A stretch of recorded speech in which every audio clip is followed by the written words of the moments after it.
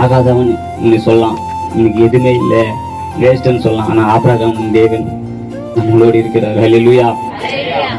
பஞ்சம் என்று அவர் வீட்டுக்கு வரவங்களை ஏசப்பா தள்ளி விட மாட்டாரு. கஷ்டத்தோடு நீங்க இருக்கலாம், கண்ணீரோடு நீங்க இருக்கலாம், ஏதோ ஒரு வேதனையோடு நீங்க இருக்கலாம். அந்த வேதனையோடு நீங்க ஏசப்பா கிட்ட போனால கண்டிப்பா உங்க வாழ்க்கையில சமாதானத்தை தருவார். நிறைய பேரு உள்ளத்துல நிறைய கஷ்டத்தோடு நீங்க இருக்கிறீங்க, நிறைய வேதனையோடு நீங்க இருக்கிறீங்க. அந்த வேதனையெல்லாம் தூக்கி போட்டு சமாதானத்தை தர ஆண்டவர் ஏசப்பா மட்டும் தான். ஹல்லேலூயா. என் வாழ்க்கையை மாத்துந்து நிறைய பேர் உங்க கிராமத்துல இருக்கிறாங்க, அவங்களுக்கெல்லாம் நீங்க என்ன பண்ணணும், ஜெபிக்கணும். அநேக கஷ்டத்தோடு கண்ணீரோடு இருக்கிறாங்க, அவங்களுக்கெல்லாம் நீங்க ஜெபிக்கணும்.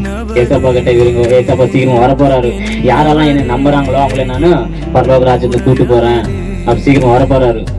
யாரெல்லாம் அவர் பெரியா இருந்து அவர் ரத்தத்தால கழுவி நம்ம பரிசுத்தமா இந்த பூமி மேல இருக்கிறோமோ அவங்கள மட்டும் தான் ஏசப்பா கூட்டின்னு போறாரு. நம்ம என்ன பண்ணோம், இந்த உலகத்துல நம்ம பரிசுத்தமா இருக்கணும், நம்ம செய்யற பாவத்தெல்லாம் விட்டு மனம் திரும்பணும். மனம் திரும்பி நீங்க ஏசப்பா கிட்ட வந்து ஜெபிச்சீங்கன்னா கண்டிப்பா ஏசப்பா நம்மளை ஆசீர்வதிப்பார், உங்களை ஆசீர்வதிப்பார்.